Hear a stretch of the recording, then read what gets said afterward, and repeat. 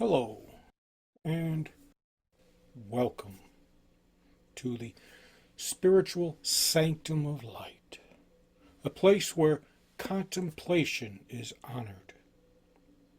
Our sentiment is shaped by the subtle ways the sacred makes itself known, in stillness, in clarity, in the quiet recognition of something deeper. We gather to listen, to reflect, and to let the inner life speak. If you're drawn to the quiet, you may find resonance here.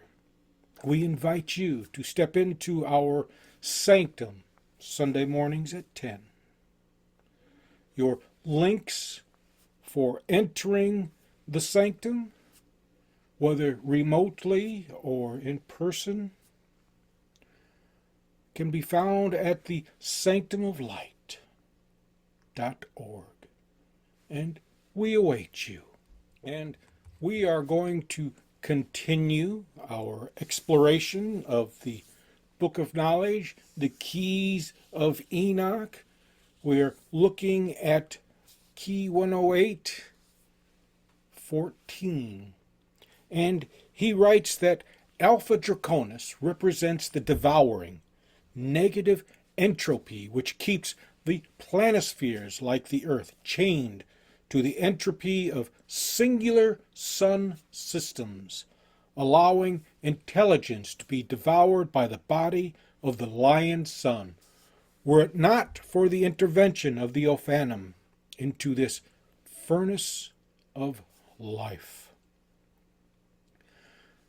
Mr. Hertak is prone to these cosmological and astrological descriptions. They represent formidable symbols, metaphors for us to interpret. And my interpretations are most likely one of many. So please keep that in mind. Draconis is the dragon constellation which resides over the North Pole. It appears as a coiled serpent. Now, the serpent holds, well, you could say it holds many, many interpretations. The latest being of the utmost evil, but before that, it represented a state of wisdom, a state of growth, because the serpent must shed its skin in order to continue, just as we must shed our habits, our beliefs that no longer serve us. We must shed the densities, the densest part of ourselves in order to continue our progress into discovering the divine. And in some tales, this serpent, this dragon, is seen as a protector, one who stands at the threshold between one understanding and the next.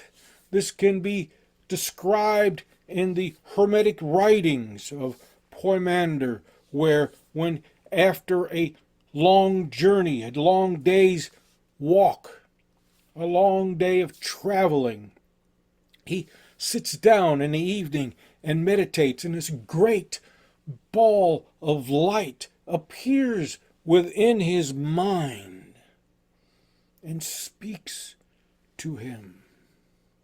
And because we have difficulty comprehending this ball of light, which is also used to describe God the Father, because we have difficulty comprehending it, it will often reshape itself into a figure we are more familiar with.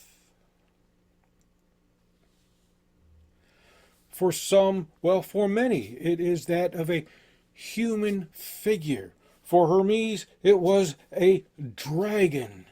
For Isaiah, it was a great king sitting in his throne.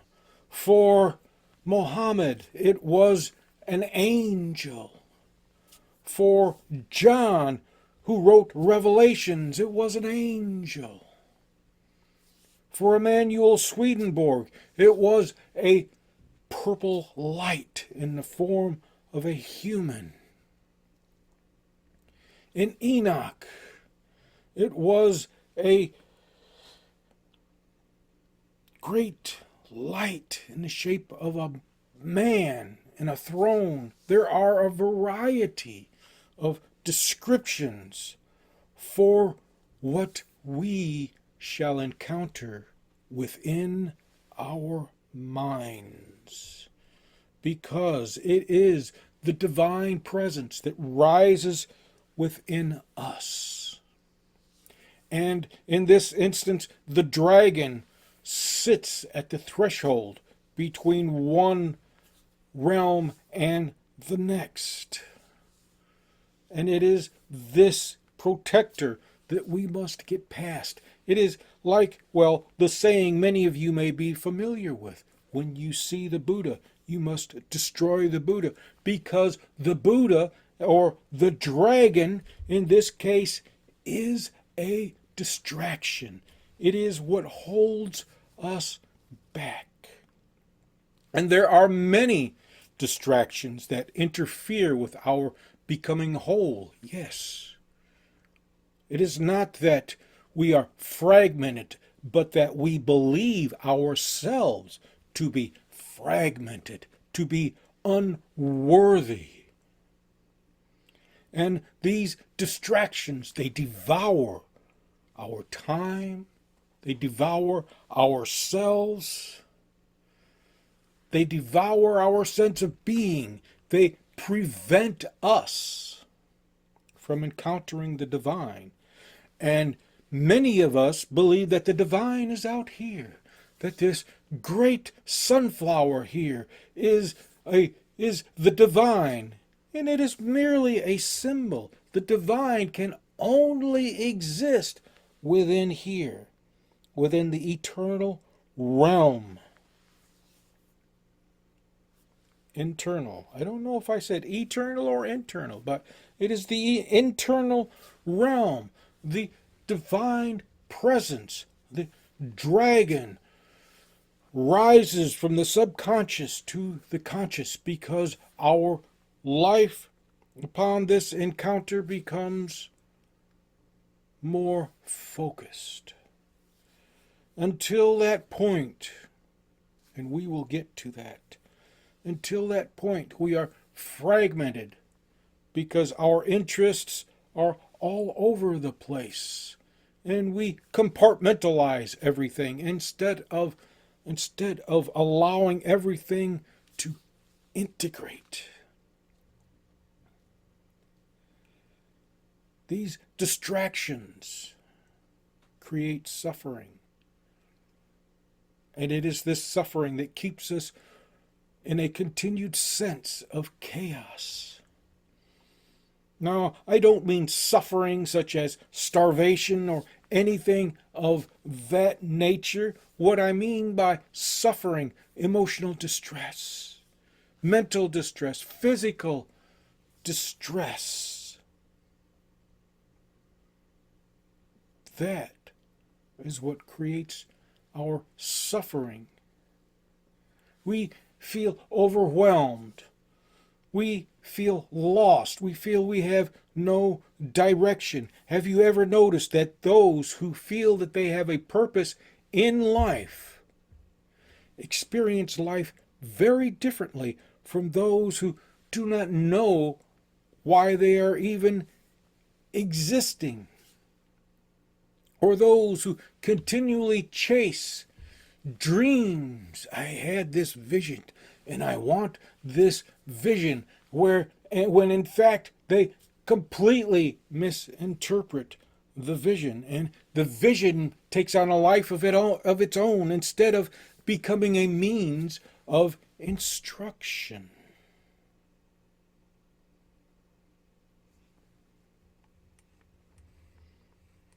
And there are many, there are many who are of the opinion that if one suffers, then they will be blessed, because it is through suffering that we become pure. No, it is not in suffering, it is through suffering. It is not the suffering itself that helps to purify us. It is the experience of the suffering, because we begin to ask questions. We learn that it is no longer, why is this happening to me?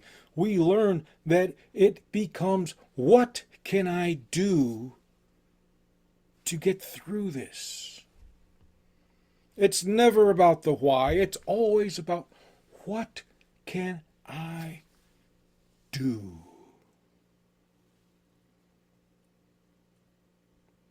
Suffering is not a means of purification. Suffering is the path to purifying.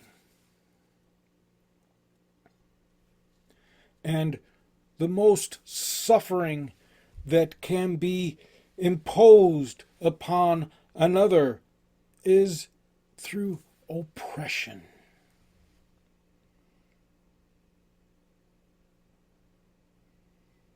It is through oppression. But it is not the oppressed that truly suffer. It is the oppressor who truly suffers, because all that we do, all that you do, has consequences. Sometimes those consequences are beneficial for us, sometimes those consequences are detrimental, but every action promotes a reaction, or every cause promotes an effect, and it is that effect, it is that ripple from that cause that intermingles with other ripples, that helps it to build or helps it to dissipate. And all of this, it's not that it works its way back to us. It is that when we begin to question our suffering, it is not the oppressed that question their suffering. They know where their external suffering comes from, but they know not where the internal suffering comes from. And it is the internal suffering that releases us from the external suffering. We are caught up in the idea that all of this outside of us is the true life, and it is not. It is the expression of the true life, the internal reality. It is all that is out here is the expression of how you interpret life, of how you view the world, of how you see yourself, of how you see your neighbor. If you see your neighbor as someone to conquer, then you become conquered. You become a slave. You become a slave to your actions.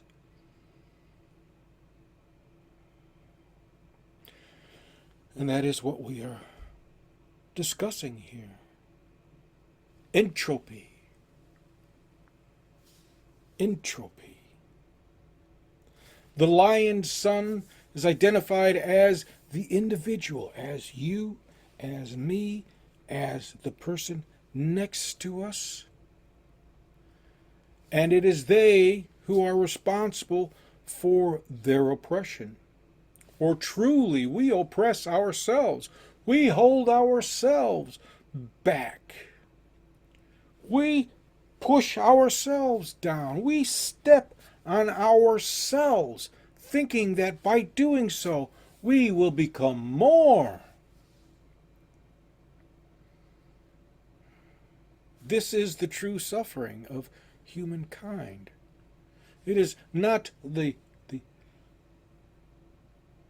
desire for that which cannot be possessed, because the desire for that which cannot be possessed is ourselves oppressing ourselves.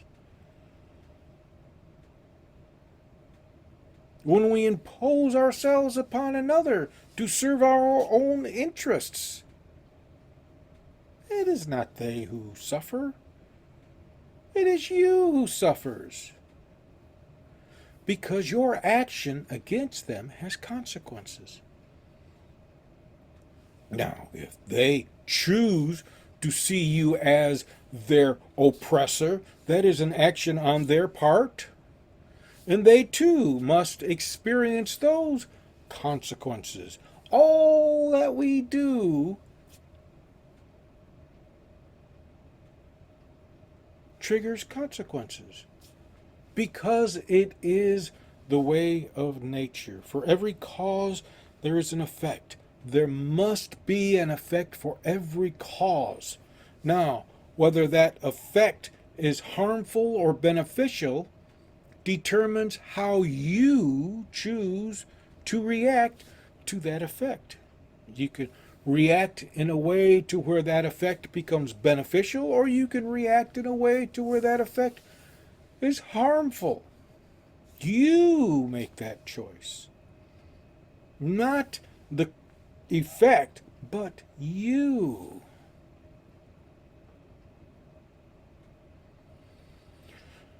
If it were not for the Ophanum,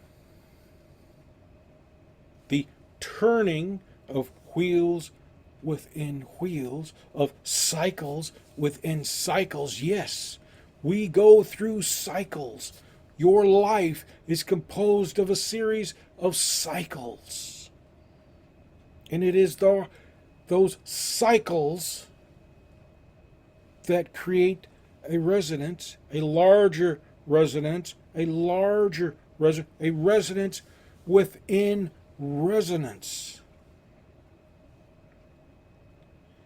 And it is the turning of these cycles that brings us brief bouts of relief. We all must suffer. That is a Buddhist truth. All must suffer. Life is composed of suffering. However, it is by choice whether we remain suffering or whether we harmonize, because suffering is merely a disharmony, out of alignment. If we choose to become aligned with the divine presence within ourselves, and we all experience this presence, the only thing is that we may be expecting this grand experience, this ball of light that transforms into a dragon. That is embellishment. Encountering the divine is not like that. It is very subtle. It is through this subtlety, like the serpent. Remember, Genesis, the serpent was very subtle, the most subtle of all creatures. Wisdom is very subtle.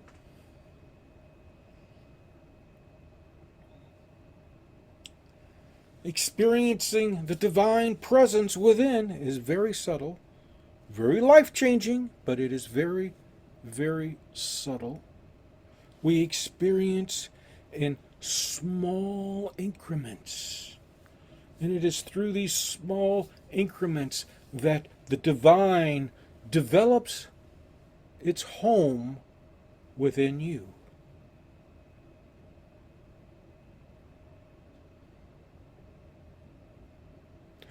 Alpha Draconis is about the alignment of the starlight within the pyramid sphinx. the alignment of divine flow, divine information, if you will, that moves through you. You are the pyramid sphinx. You are the enlightened ones. You are, well, you become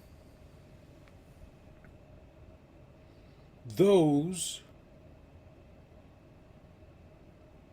They are called righteous ones, but they are a law unto themselves. They are within harmony with the divine, with themselves, and they act in a way that serves all, including the self. When you become that, you receive the transmission of light, the glory of God, the divine within you. Its light radiates outward through your actions, because your actions are an expression of this divine presence, of the glory of God, and all in your presence bask in its light, and they are left to contemplate, to think about its influence.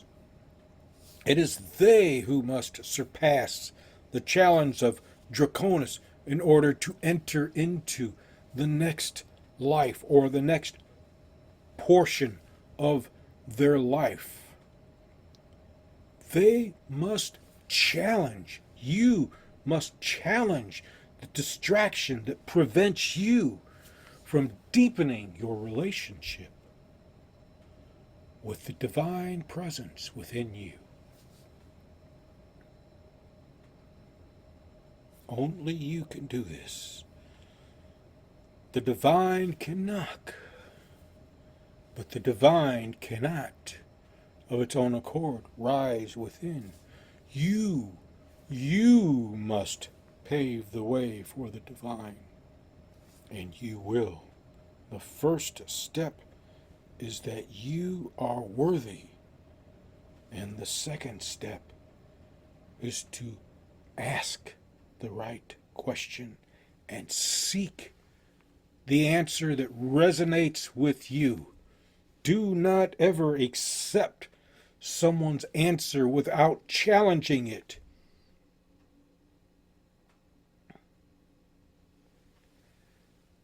And I leave that with you.